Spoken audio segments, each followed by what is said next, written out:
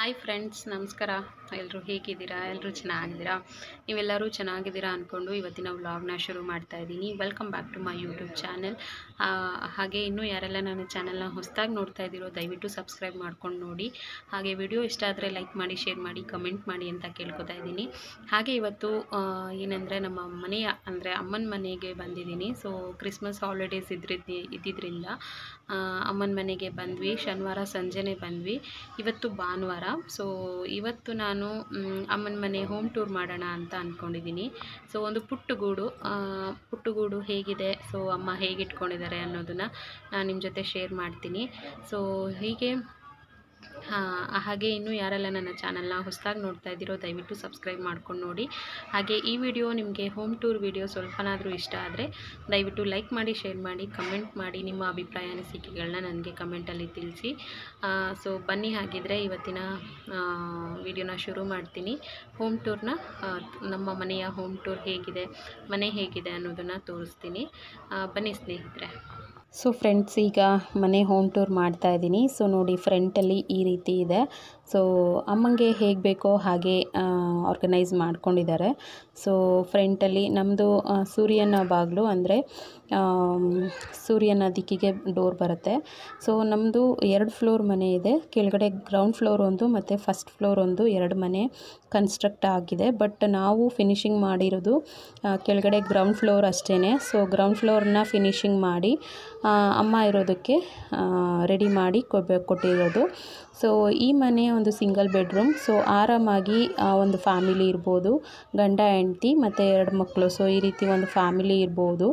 So ಈ ರೀತಿ ನಾವು ಒಂದು ಮನೇನ ರೆಡಿ ಮಾಡಿದ್ದೀವಿ. ಸೊ ಈ ಒಂದು ಕೆಳಗಡೆ ಮಾತ್ರ ನಾವು ಯಾಕೆ ಫಿನಿಷಿಂಗ್ ಮಾಡಿದ್ದೀವಿ ಅನ್ನೋದಾದರೆ, ಸ್ವಲ್ಪ ಫೈನಾನ್ಷಿಯಲಿ ಪ್ರಾಬ್ಲಮ್ ಆಯಿತು. ಹಾಗಾಗಿ ನಾವು ಮೇಲ್ಗಡೆ ಫಿನಿಷಿಂಗ್ ಮಾಡೋಕ್ಕಾಗಲಿಲ್ಲ.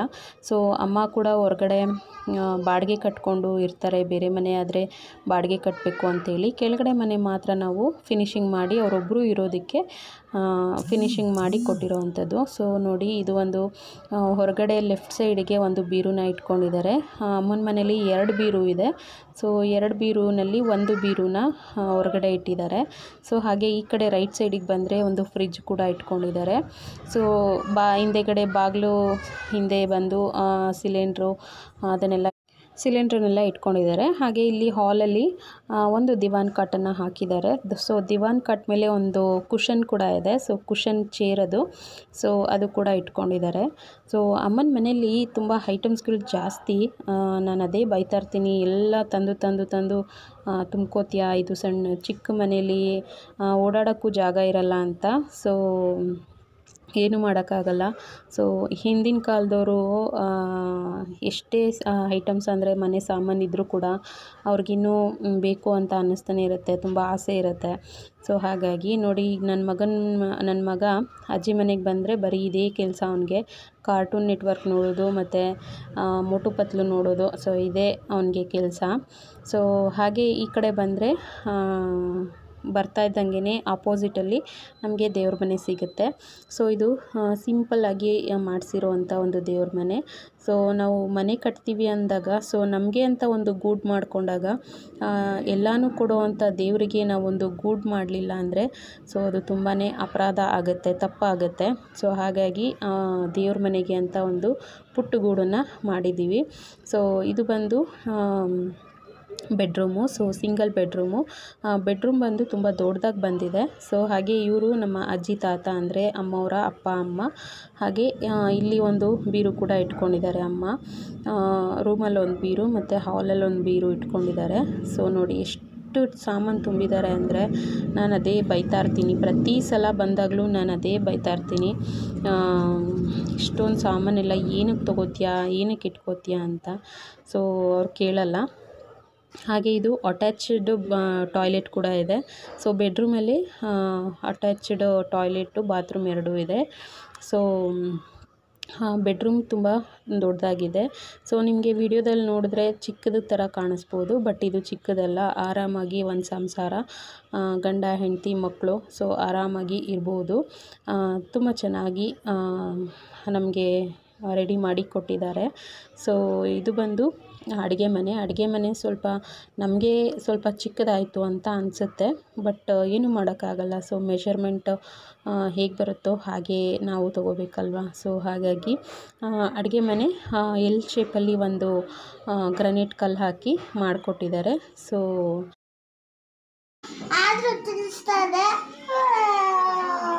ಅವನೇ ಇಷ್ಟ ಅಂದ್ಬಿಟ್ಟು ಇಸ್ಕೊಂಡಿರೋದು. ಜೆಲ್ಲಿಂದರೆ ಚೆನ್ನಾಗೈತೆ, ತಗೊಳ್ಳೋ, ಚೆನ್ನಾಗೈತೆ.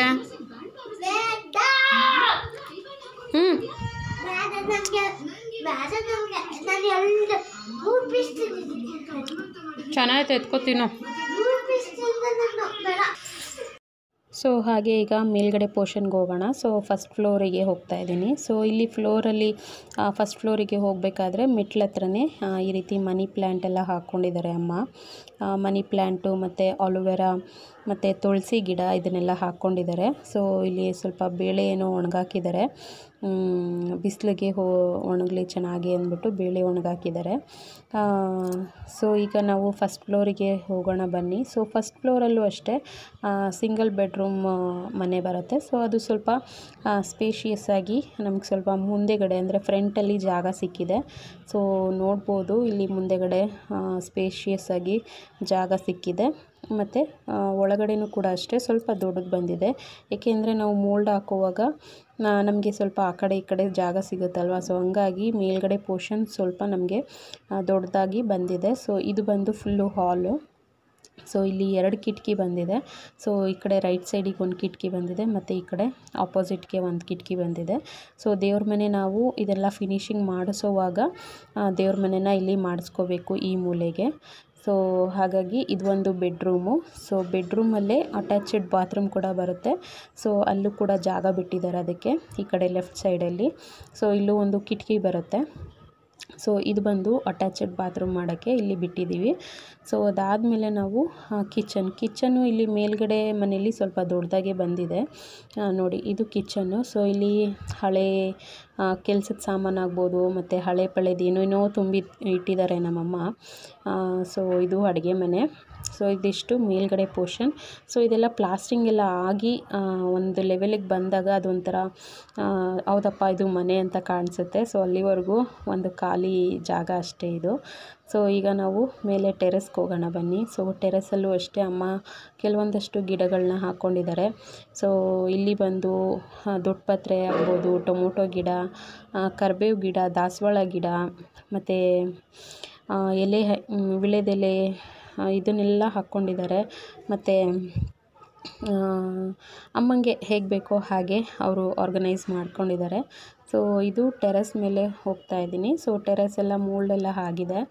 ಸೊ ಇದು ಇವಾಗೆಲ್ಲ ನಾವು ಫಿನಿಶಿಂಗ್ ಮಾಡ್ತೀವಿ ಅಂದರೆ ಸುಮಾರು ಏನಿಲ್ಲ ಅಂದರೂ ಒಂದು 5 ರಿಂದ 6 ಲಕ್ಷ ನಮಗೆ ಮತ್ತೆ ಬೇಕಾಗುತ್ತೆ. ಮೇಲ್ಗಡೆ ಪೋರ್ಷನ್ ಎಲ್ಲ ನಾವು ಕಂಪ್ಲೀಟಾಗಿ ರೆಡಿ ಮಾಡ್ತೀವಿ.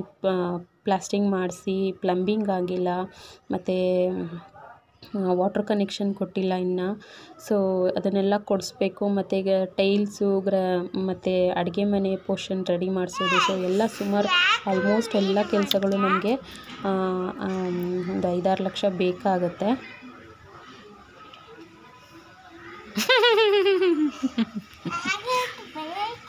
ಏನು ಭಯ ಆಗಲ್ಲ, ಎದ್ದೋಳು ಮೇಲೆ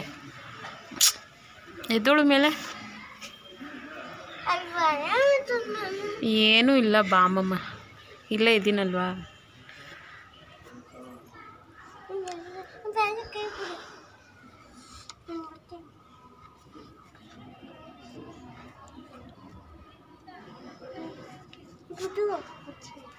ಅದಕ್ಕೆ ಹೇಳಿದ್ದು ಜಾಸ್ತಿ ಹೆದರ್ಕೊಳ್ಳೋಕೆ ಹೋಗ್ಬಾರ್ದು ಅಂತ.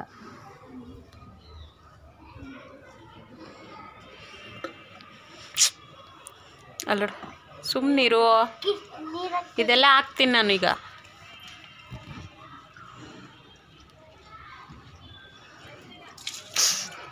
ಮೇಲೆಲ್ಲ ಬೀಳ್ತೈತೆ ನೋಡಿ. ಇವಾಗ ಇಲ್ಲ ಹರ್ಕೊ ಬರುತ್ತೆ ನೀರು, ಕುತ್ಕೊಳಕ್ಕಾಗಲ್ಲ ನೋಡಿಲಿ ನೀರೆಲ್ಲ.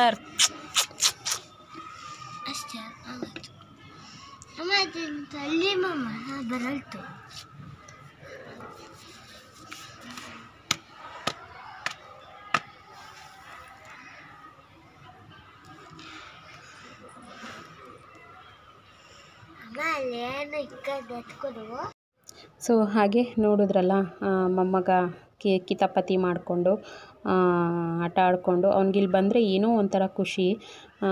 ಸೊ ಸ್ವಲ್ಪ ಫ್ರೀಡಮ್ ಸಿಕ್ತಂಗೆ ಆಗುತ್ತೆ. ಮನೇಲಿ ನಾವು ಯಾವಾಗಲೂ ಓದು ಮತ್ತು ಸ್ಕೂಲು ಟ್ಯೂಷನ್ನು ಬರೀ ಇದೇ ಆಗಿರುತ್ತೆ. ಅವ್ನಿಗೆ ಆಟ ಆಡೋಕ್ಕೆ ಸಮಯನೇ ಸಿಗೋದಿಲ್ಲ.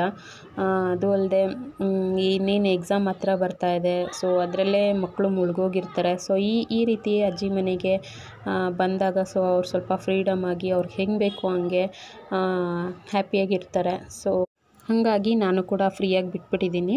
ಸೊ ಹಾಗಾಗಿ ಈ ವಿಡಿಯೋ ಇಷ್ಟೇ ಸ್ನೇಹಿತರೆ. ಈ ಒಂದು ಹೋಮ್ ಟೂರ್ ವಿಡಿಯೋ ನಿಮಗೆ ಸ್ವಲ್ಪನಾದರೂ ಇಷ್ಟ ಆಗಿದ್ದರೆ ದಯವಿಟ್ಟು ಲೈಕ್ ಮಾಡಿ, ಶೇರ್ ಮಾಡಿ, ಕಮೆಂಟ್ ಮಾಡಿ.